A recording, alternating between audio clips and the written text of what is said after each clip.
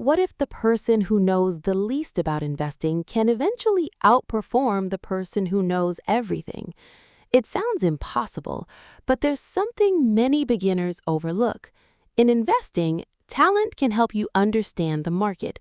Intelligence can help you analyze a company, but consistency can determine whether you actually stick with the process long enough to benefit from it. Imagine two beginners starting their investing journey. The first is extremely intelligent. He watches financial news every day, studies dozens of stocks, learns complicated strategies, and can explain the stock market better than almost anyone. But there's one problem. He keeps changing his strategy. One month he wants growth stocks. The next month he becomes obsessed with dividend stocks. Then the market falls. Fear takes over, and he sells everything. Now imagine another beginner. She doesn't know everything. She doesn't predict where the market will go. She doesn't pretend to know which stock will be the next big winner.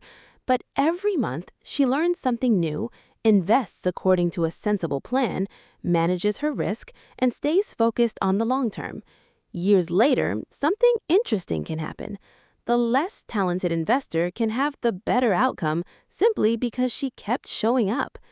And that's the psychology of consistency. Consistency turns knowledge into experience. It turns good intentions into habits. And it reduces the number of decisions you have to make when emotions become loud. Think about what happens when the stock market drops sharply. Your emotions might tell you to panic. Consistency tells you to return to your plan. That doesn't mean blindly buying every stock or investing without thinking. It means having a process you trust before fear and excitement take control. This is especially important when you're learning how to invest in stocks as a beginner. You don't need to know everything on day one. You need to keep learning. You need to keep improving. You need to avoid constantly jumping from one strategy to another.